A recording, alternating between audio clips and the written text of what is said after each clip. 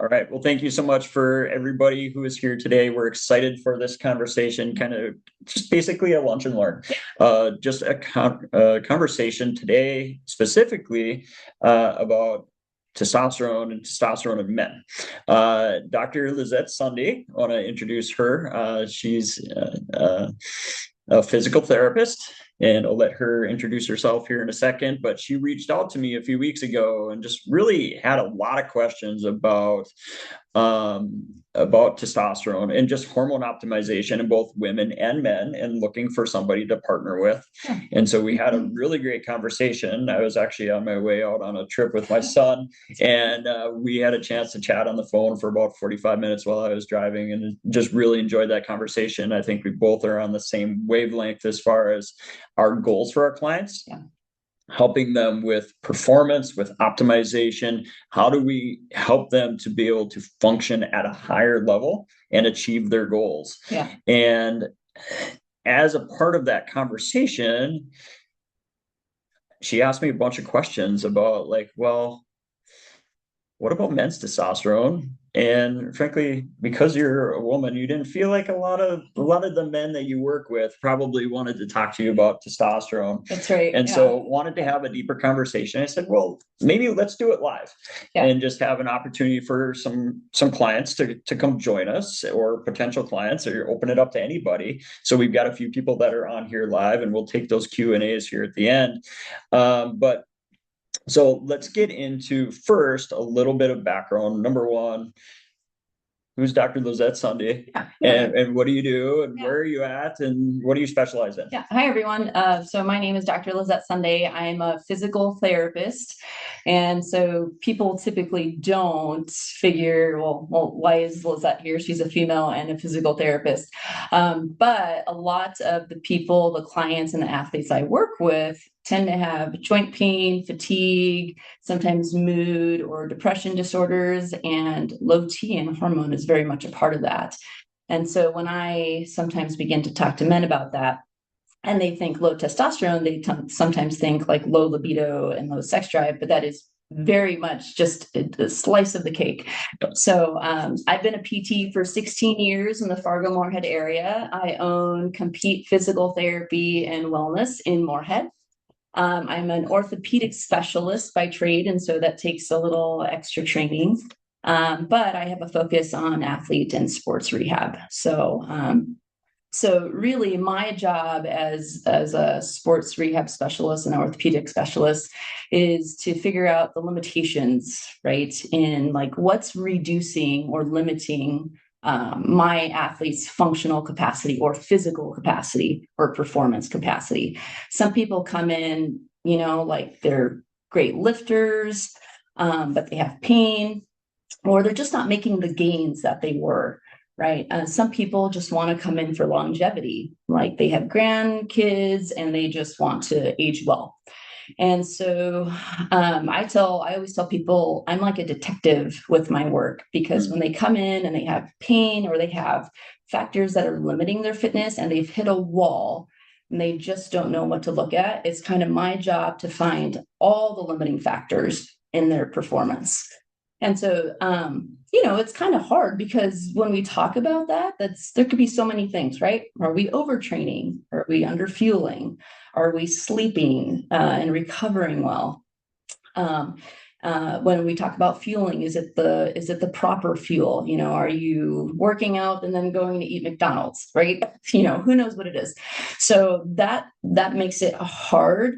And then, like I said, the piece of the puzzle sometimes that men will miss is just low testosterone also. And that's just part of it. So, I have to kind of figure out the puzzle and all the pieces as to what might be limiting those performance factors. And so this is a great conversation with Trevor, being that he is the specialist with hormones and I'm the specialist with orthopedics. So it's easier to ask you. I can tell people all the time, well, okay, are you sleeping well? Are you eating well? What's the training look like? What are the other physical symptoms of low testosterone that men don't typically associate with low T. Again, they're always thinking low libido. Oh, I have an erection, so I don't think I have low testosterone. But again, that's part of it. So there are other symptoms that come before that, right? Yeah. What are those? Oh, totally. And before we get into that, I do want to introduce myself real quick because I think there's a couple names on here that I don't recognize. So I'm Trevor Hausauer. I'm a nurse practitioner. I own and run Valley Vital Medicine here in Fargo, North Dakota. We operate from a functional perspective here, really diving in with people to figure out underneath the surface, what is the root cause of people's health concerns that they have, and also work with people in health optimization, right? So when I'm looking at lab work, when I'm looking at people's hormone values, I'm not necessarily looking at the range to the right. Does that play a role? Yes, but at the same time, like that range is oftentimes quite large. Yeah. What's optimal within that range is oftentimes different. And so we really want to narrow in on not just quote unquote normal, but we want to focus on optimal. So that's part of what we do here. We work with people with hormone optimization. We help with a lot of lab evaluation, helping to figure out what the root cause of different things is as far as different symptoms or health conditions that people have. So whether that's mold, heavy metals, environmental chemicals, herbicides, pesticides, Lyme disease, other chronic infections or parasites, digestive imbalances and hormone imbalances, and all of that stuff ultimately needs to be taken into account to kind of create this beautiful blend of addressing these different pieces to get some answers. Yeah. And what I love about what you do, and I look forward to partnering even more going forward, because the physical implementation and helping people to get stronger and be able to put more muscle mass on and maybe be more flexible, but also like have the energy to be able to perform better and be healthier, I think is really important. Yeah, absolutely.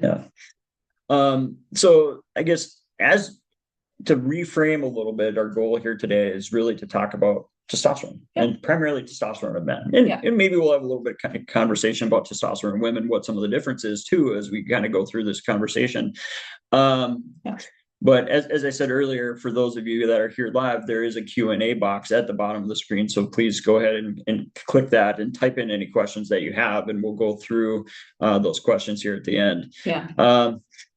So I guess, first of all, what's testosterone? Yeah, it's a good question. What is testosterone, Trevor? So testosterone is one of the main hormones that people hear, that they think about in regard to, oh, that's what makes a guy a guy. Yeah. Right. So it makes him male. Females also have testosterone, though. They do. And actually, women make more testosterone than they do estrogen. Yes. Which a lot of women and guys don't recognize or realize, which I think is a really important fact. And so it is super important to women too. But today, primarily, again, talking about men. So, and specifically how it might affect performance, not exercise wise, or not sexually wise, but how it affects muscles, tendons, performance. So absolutely.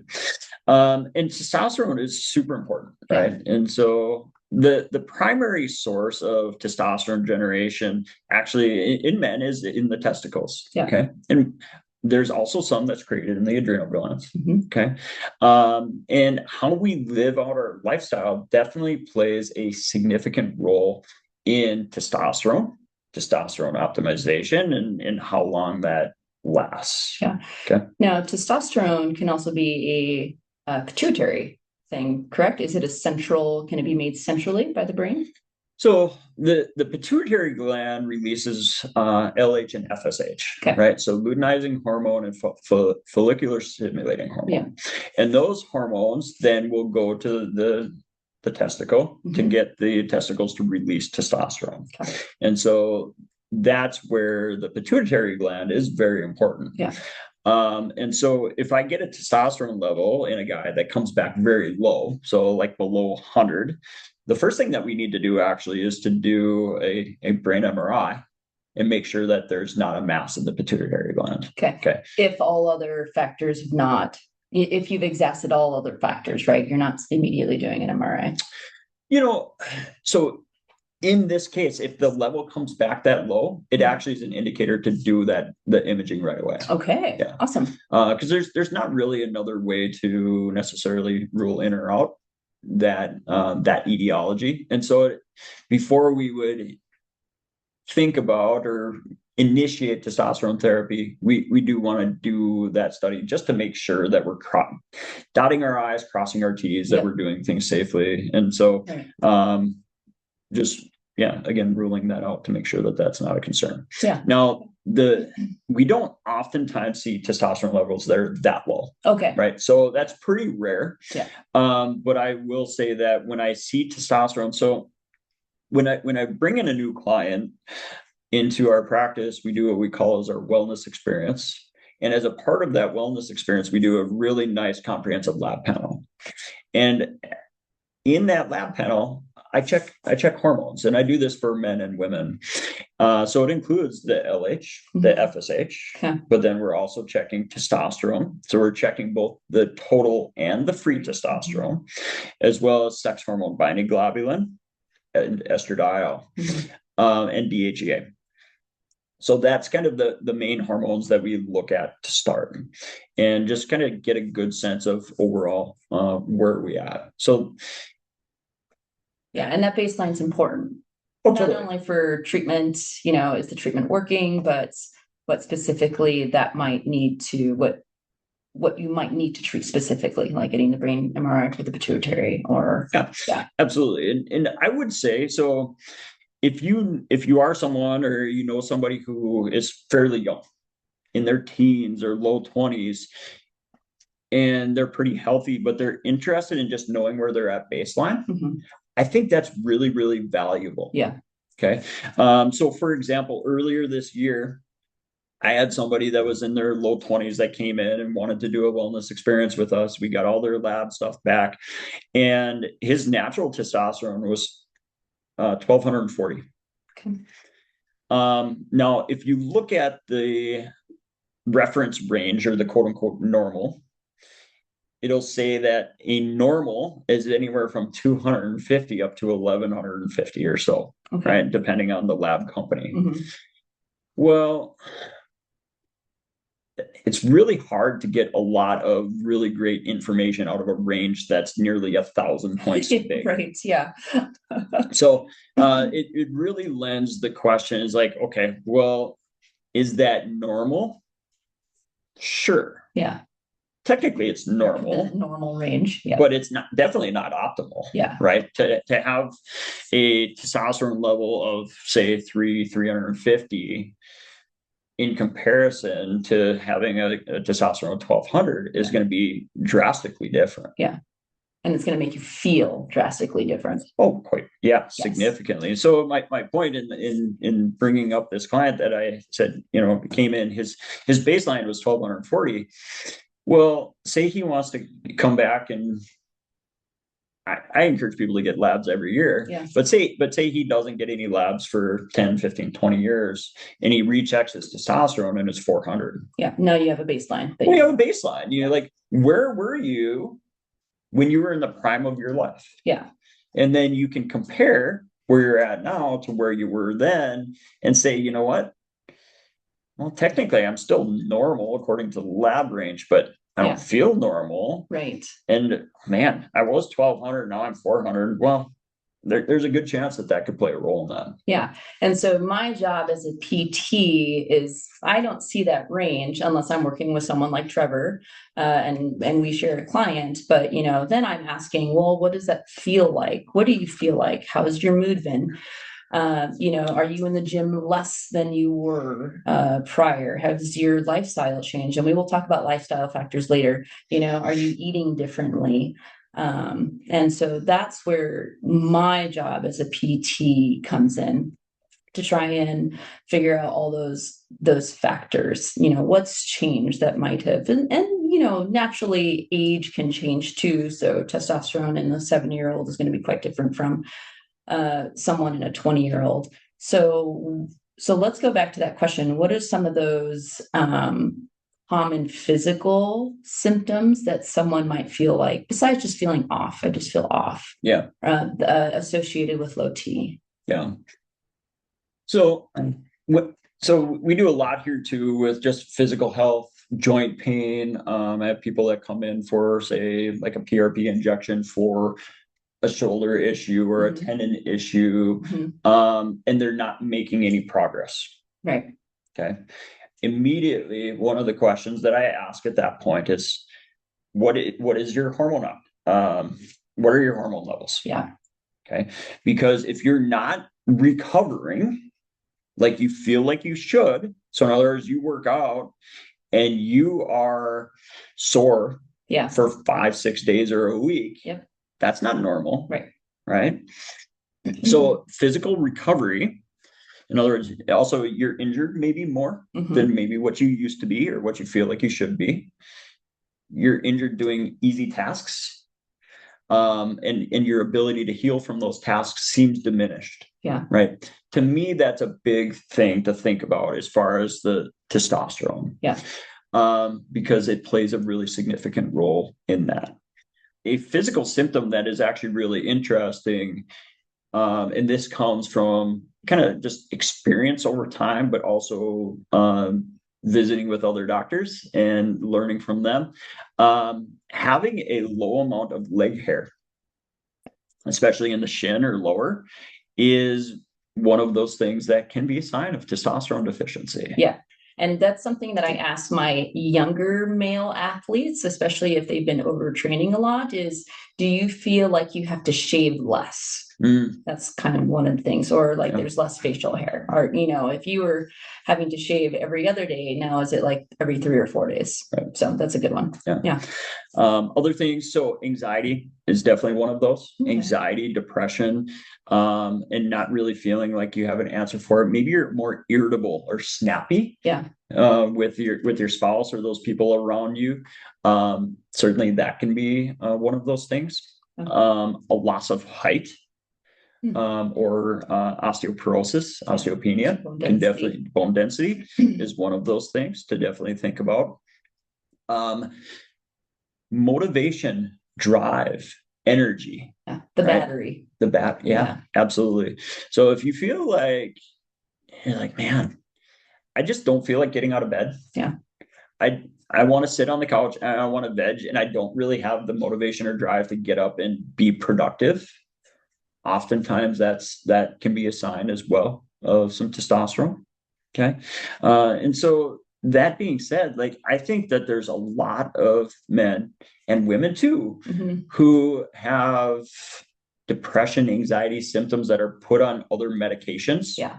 SSRIs, citalopram, sertraline, all of those types of things that probably don't need it, because instead it's more of a hormone deficiency. Yeah. And so if we optimize their hormones, they'll probably see those symptoms go away a lot of times.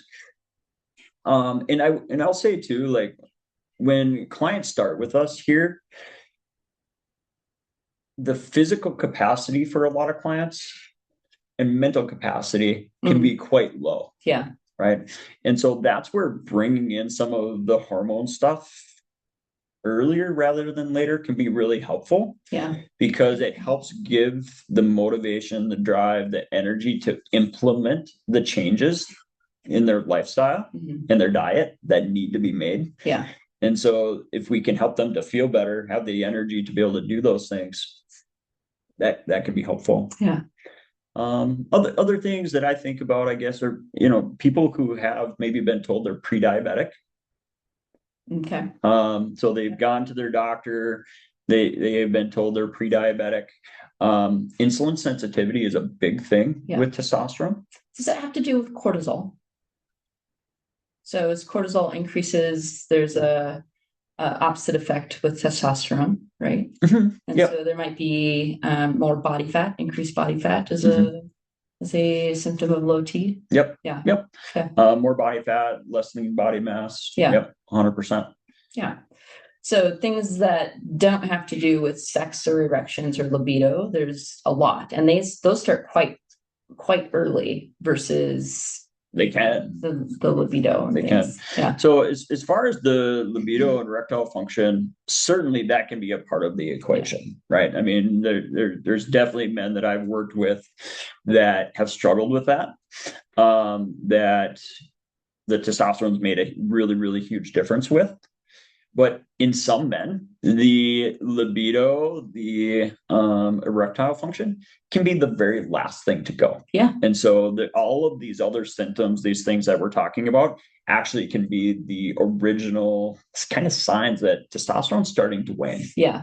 How specifically does testosterone affect those physical symptoms like pain or like the poor recovery? Do we have testosterone receptors in the muscle and the tendons that make that just like I am more sore where I should have never been sore with this, kind of workout or whatever it might be?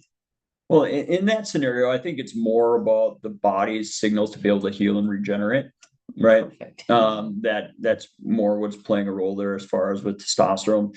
Now, as far as pain and thinking about chronic pain, there are studies that prove that testosterone optimization can lower pain. Okay. So people with like fibromyalgia type pain, this weird pain, or perhaps they have joint pain or whatever it is, oftentimes that can be dramatically improved by utilizing testosterone as well. Yeah. And it's amazing that a lot of the research around fibromyalgia has a lot to do with exercise, where exercise is a excellent treatment for that, like a natural treatment for it without taking a medication. But exercise also boosts testosterone. So that kind of makes sense, Yeah. right? Yeah. Mm-hmm. Yeah. Amazing. Yeah. Okay. Anything else on it? I think those would be kind of more of some of those initial symptoms that maybe people would think about. And if you have questions about that, again, drop that in the chat. I think what I would like to touch on maybe a little bit here is also just when it comes to testosterone, what are some of the maybe lifestyle things that maybe will land somebody with low testosterone? Yeah, I actually had that question for you. So, so from a physical standpoint, so again, when I'm seeing athletes in my practice, I'm asking the things obviously within my control. What does your diet look like? What does your macronutrients look like? And what do your micronutrients look like? And so I'm not guiding that person, but it's important to know. So, if they're working out a lot, but their protein intake is really limited, well, one, they're not going to grow muscle mass, and two, they're actually going to feel more sore. So protein synthesis is basically the basis of muscle. And so just like low T, if you're not taking in that adequate fuel, you can have those same symptoms, right? Micronutrients like zinc and magnesium and vitamin D also play a part in recovery, but also are really important for low T too. More specifically, with my practice, I'm asking things like training. And so, are they under training or are they exercising at all? If they are they overtraining? Because we have research to suggest that even overtraining and certain types of training can actually reduce testosterone, but we'll talk about that later. And then a really important one is recovery.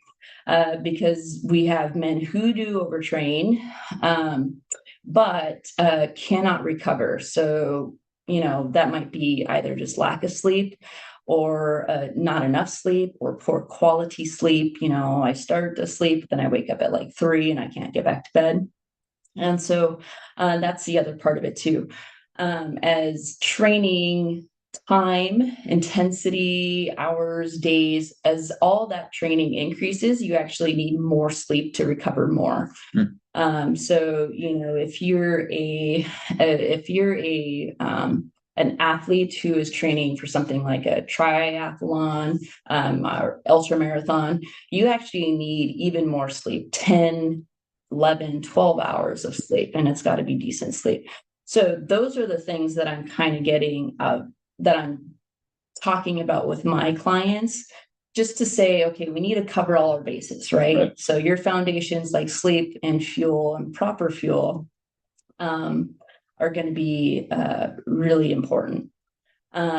So other lifestyle habits that can decrease testosterone, though, we already talked a little bit about cortisol. So if you're stressed, if stress and cortisol kind of go hand in hand.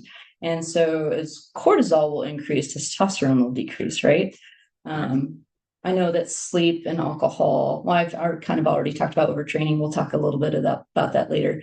But how do sleep and alcohol play a part in testosterone?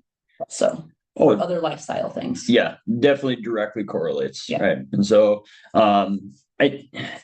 there are studies too that prove that one night of not enough sleep metabolically for you can be really significant, right? And so just really lowering that insulin sensitivity, predisposing you to prediabetes, diabetes, that kind of thing. So if you're chronically not sleeping, it definitely can play a significant role in regard to hormones and hormone levels and testosterone.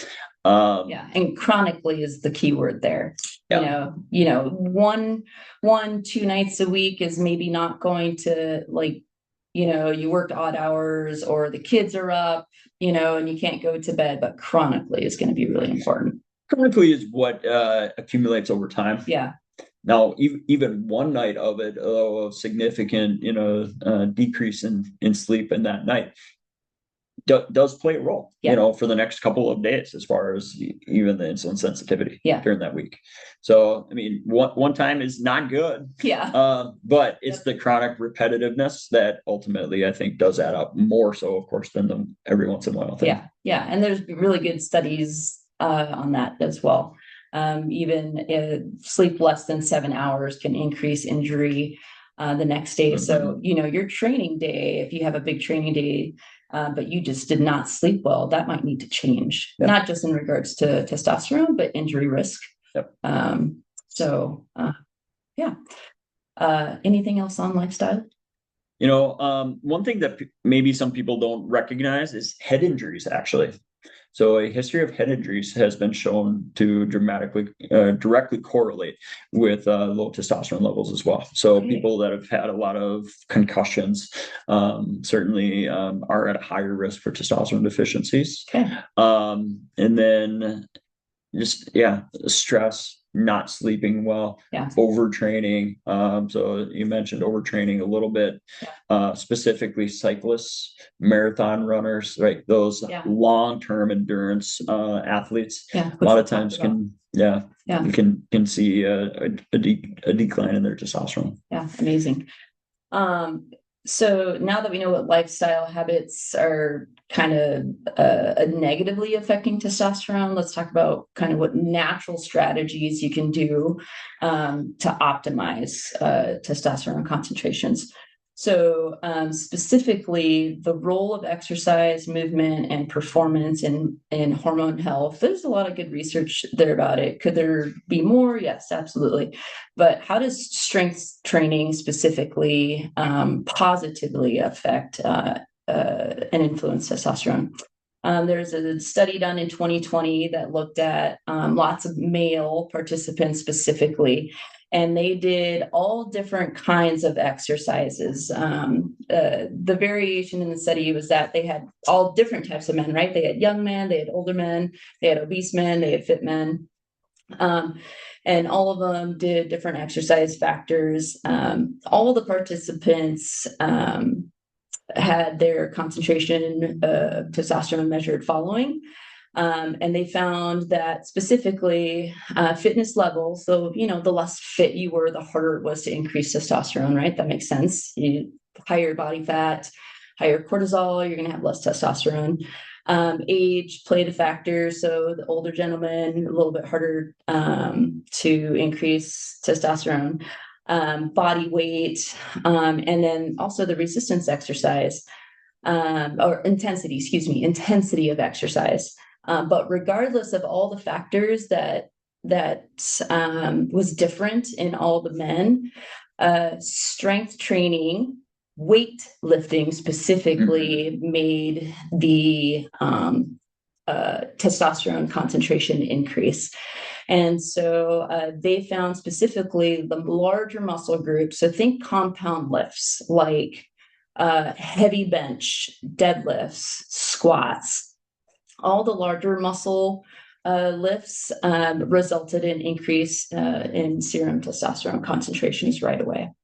HIIT, so high intensity interval training, also increased testosterone, but up to a certain point. So if we're talking about those endurance athletes like runners, marathoners, they found that above a certain time, like 75 to 80 minutes, testosterone actually went down. But that was kind of indirectly correlated with, or directly correlated with the cortisol. So as cortisol increased, right, which happens as a stressor to aerobic endurance training, testosterone decrease. Yep. I believe that's short term, right? Those concentrations end up popping back up after like 48 to 72 hours. But it is important to know then if you're an aerobic athlete, like I'm a runner, right? I have to supplement my training with heavy lifting, right? Otherwise, I have increased stress and cortisol that's constantly in my body and reducing my other hormones or reducing my testosterone. So, in terms of that study in 2020, the resistance training was really important, but they found that it was multi-joint, number one, and number two, it had to be moderately to high intense.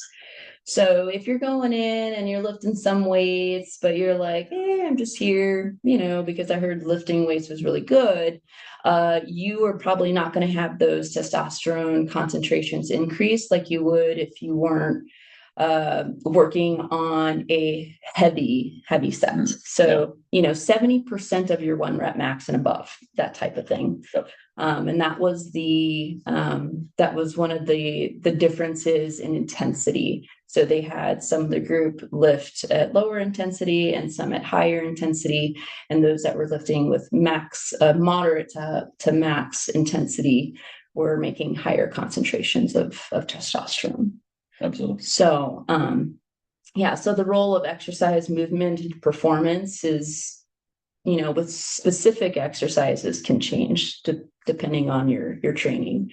So, anything else with that? Yeah. Well, and like we talked about or hit on a little bit already, sleep, right? Yeah. Making sure you're getting your sleep, your stress management is super huge. Also, one thing to think about with testosterone as well is making sure that you're not baking your testicles, right? For guys. So in other words, if they're wearing underwear that are really tight and pulling the scrotum up right next to the body, the core of the body too, that is overheating the testicles, right? And so that can also lower sperm count and also lower testosterone. So the testicles are outside the body for a reason, and they can expand and retract based off of temperature. So loose fitting underwear is a good thing for men. So I encourage people to get away from the tighty whities, super tight boxer briefs, and get more into some of the loose fitting underwear. So that's something to think about too. That reminds me. So I just listened to a podcast that would have to do with maybe like hot tub stuff too, correct? A lot of so I think short-term use of like sauna is really great for you, right? It has a lot of cardiovascular benefits. Hot tubs, I think, are fine in short term, right? So if you go and you sit in a hot tub for 45 minutes, that's probably a little bit much or a little excessive for the testes. And so you may be working against yourself. And some of that with sauna. I think, probably, 20 minutes, 20 minutes, 5 days a week is what I encourage a lot of my clients to kind of shoot for with that. There has been shown as well, some people have done some studies on cold plunges and seeing increase in testosterone from use of the cold plunge. So cold is better than heat when it comes to testosterone as well. So one other lifestyle thing, because here in North Dakota, or I'm sorry, not North Dakota, on my side of the river in Minnesota, weed is legalized. And so tell me about the effects of THC on testosterone. Yeah, it decreases it for sure. It's definitely been proven in research that use of marijuana will decrease. will Okay. decrease testosterone. Yeah. Yep. All right. Let's kind of back up the road to lifestyle, but Yep. Okay. How to train smarter, not harder, to avoid burnout and injury, and then just some real world strategies. That way we have time for a little Q&A. So real world strategies to improve results in the gym and in life. So I think exercising 3 to 4 times per week is associated with more stable levels. And then you could chime in on that too, if you know a particular study. And again, the intensity of your exercise, if it's going, whether it's going to be a HIIT class or whether it's going to be resistance training, as in strength training, moderate to high, if you want to increase testosterone levels. Compound exercises, like we had already mentioned, the multi-joint lifts like squats, bench, deadlift are also going to increase testosterone.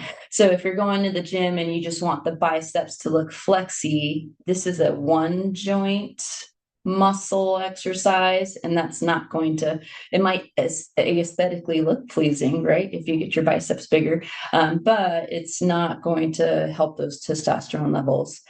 And then we know, testosterone is going to be great for long-term longevity, muscle mass. So overall, if you're thinking overall systemic benefits, the multi-joint and the higher intensity exercises are going to be better.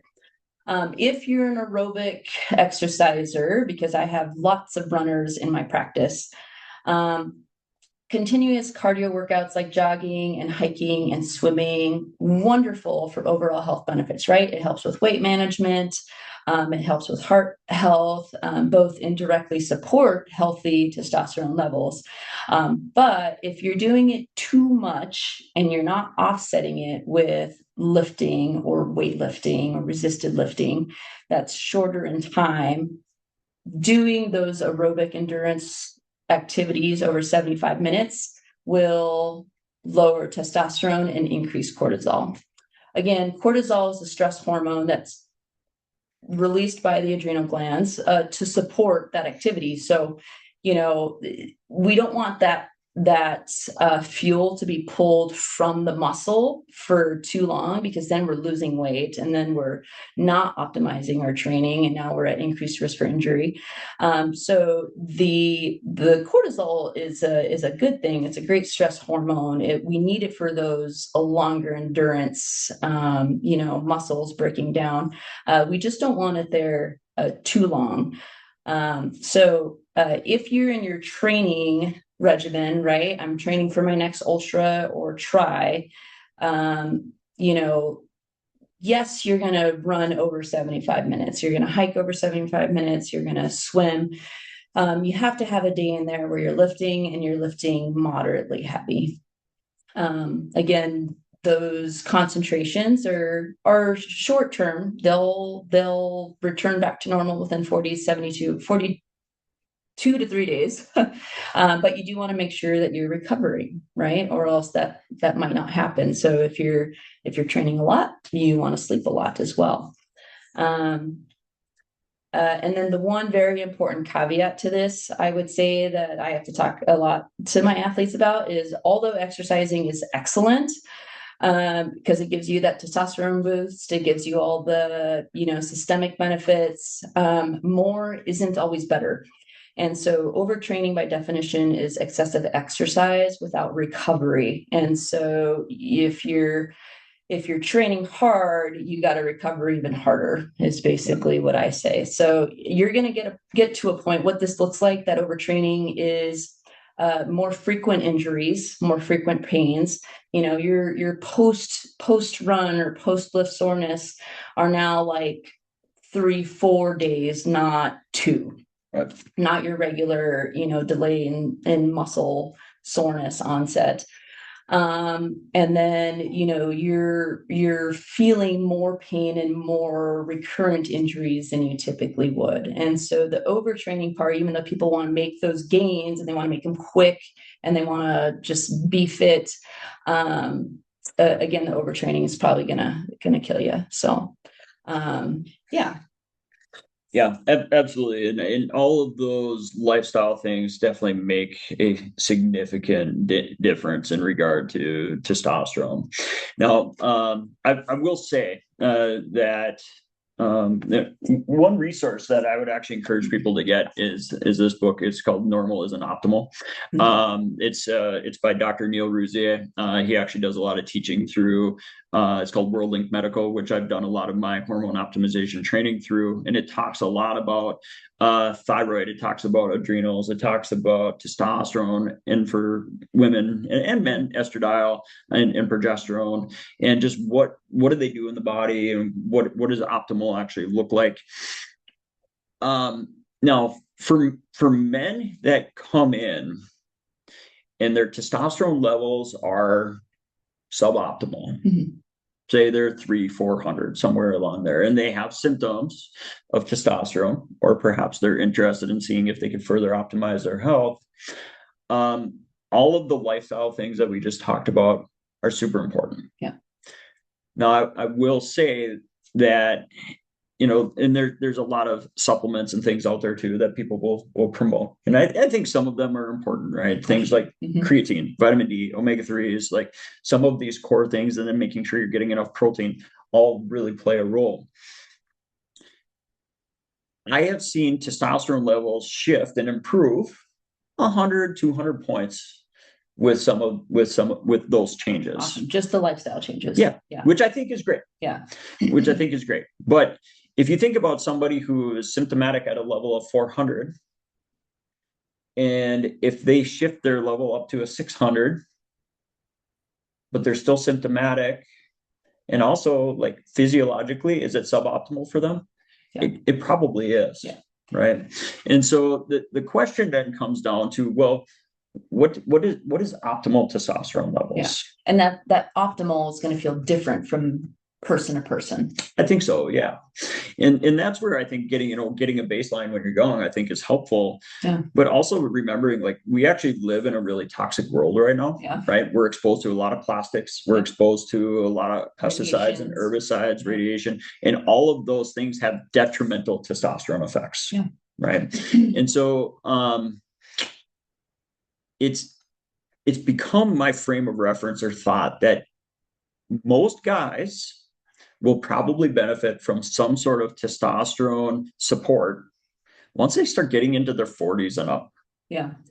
Because of number one, our age. Our bodies don't work as well as what they used to, and we're not producing hormones as well as we used to.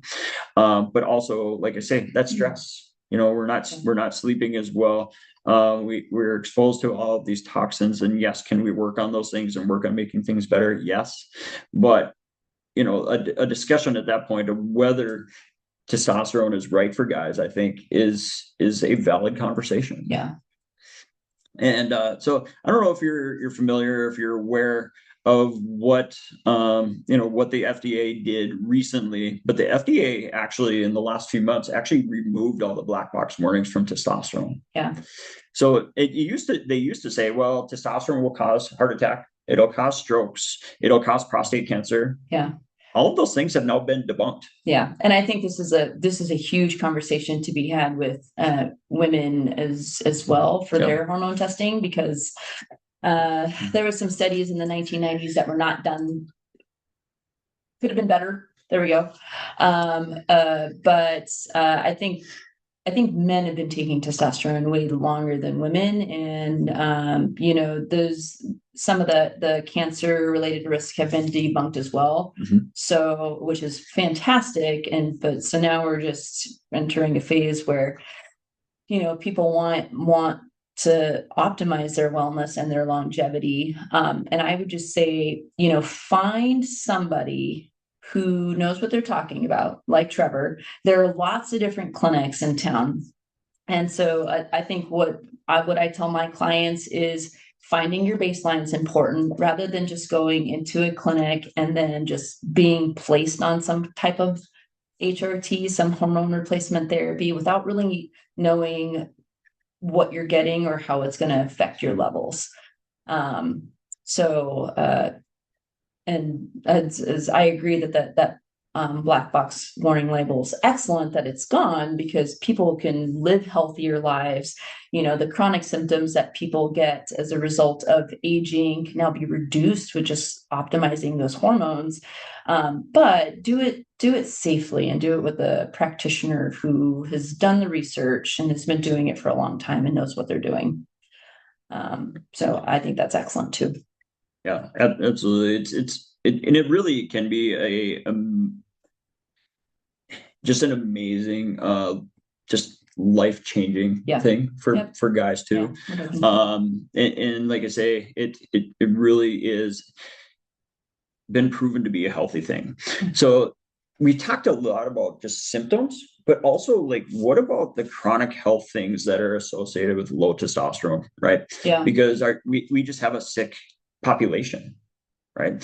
So there's a direct association of low testosterone with Alzheimer's and dementia, diabetes, cardiovascular disease, osteoporosis, cancer. So in other words, raising and optimizing testosterone lowers your risk for all of those things. Yeah, not just in men. Not just in men. Big time in women. Yeah. Yeah, they just came out with new research on that specifically. Specifically in women. Sorry, men. But the earlier that you're on a hormone replacement therapy, or at least the earlier the treatment, you have a 60% less likelihood of suffering some of those chronic conditions when you are in menopause. Just had to put that in there. Totally. Absolutely. So, and then real quick, just to cover so that as far as the types of testosterone that I will utilize with my clients here, really there's three forms that I found to be quite effective and quite safe. Number one, there's a cream. Okay. So the androgel that is available in the conventional pharmacy is a really low dose of testosterone, and it's not really going to do anything. Yeah. And where are they putting this cream? Yeah. So optimally, the cream would get applied to the scrotum.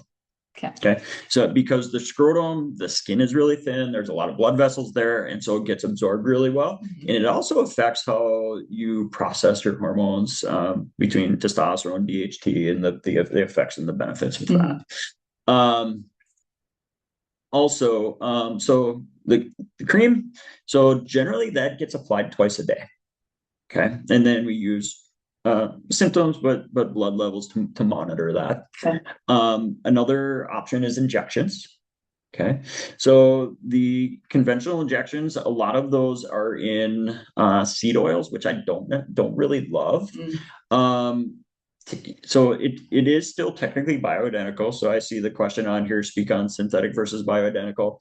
So really the testosterone injections, the cream, and the pellets are all bioidentical forms. Okay. So, but it's what the injections are in that really is the concern. Okay. So, the compounding pharmacy that I utilize right now to provide testosterone to my guys is in CBD oil. Okay. And so, that's something that's been quite, it's very natural, it's very clean and works well. And then the third option I'm sorry, go back to the injections. Generally, I have guys doing that twice a week. Now, we can change that a little bit depending on the person and kind of their routine of things. But the reason that we do twice a week is that the half-life of testosterone is 1 week. So in other words, if you do an injection and you wait a week to do another one, half of it's out of your body by the time that week comes around again, and you're going to have more of that yo-yo. And so if you do twice a week, it's going to be a lot more steady. Some guys prefer to do more often than that. And so they can do injections in smaller doses every day if they like to really keep things level. And we just divide everything out. But most guys don't like doing injections every day. And so we'll do it a couple times a week. Seems to be a really good routine and maintains really pretty good levels of testosterone. The third option that we offer here in our clinic actually is pellets. Okay. So pellets are fully bioidentical as well. And they actually get inserted into the area for men of the love handle. And they just we use a super small incision. We numb everything up. You use a super small incision, and then there's an applicator called a trocar that we insert and place those pellets up in the love handle area. They sit there, slowly degrade over about 5 months, and then they need to get replaced again. Wow. Okay. So a couple of things with that guys might want to know. Number one, I really discourage really heavy lifting or repetitive movements over for the next few days after the pellet's inserted, just because we don't want to irritate the incision. Okay. And then also no baths or soaking or swimming for about a week, just to allow it to heal. Is that just initially after the applicator? Yeah. Okay. So once you've got the pellets in, though, you're okay. Oh yeah, totally. Okay. The nice thing about it is it's really low maintenance. So if you're going on vacation, you're going to go hang on, go on the beach or travel, or you just don't like, or you have a hard time remembering to do things regularly. You don't want to do something twice a day or a couple times a week. Yeah. Then you can just do like once every 5 months. We got time, so I'm going to throw in one of my questions. So I just kind of forgot it. I think I need testosterone. Are those, so it's kind of difficult to measure the concentrations of testosterone with pellets. Is that correct? Or is there a negative consequence to too much testosterone, like hypogonadism or anything like that? Sure. How do you know when you're doing testosterone incorrectly? How about that? Yeah. Yeah. So in general, testosterone replacement is super safe, right? And they remove the black box warnings from it. Yeah. There are a lot of other organizations who will automatically, with testosterone, put men on things called androgen blockers or things like anastrozole. That is unnecessary. Okay, so the idea that we need to block estrogen is not really supported by the literature. Estrogen in men actually has some very beneficial effects and can help a lot with lowering cholesterol. It actually can help lower heart disease and also protect the brain. Okay, so estrogen has very effective benefits in men. Now, if we're having problems with how we process estrogen, there's other herbs and nutrients and those types of things that can help us to be able to process that in an effective way, in a safe way, that so that way we don't have any unwanted side effects. And that might be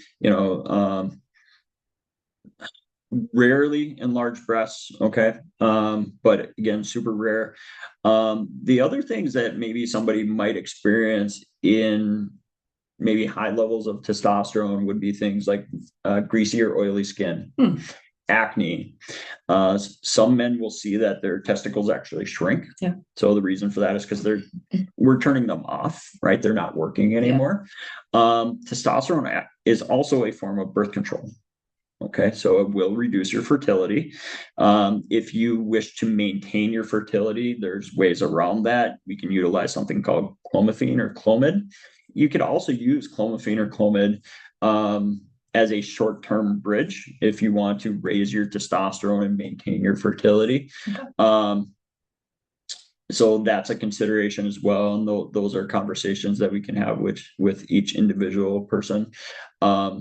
So also note that for the men who are utilizing the testosterone cream, it takes about 4 hours for the cream to get absorbed into the body.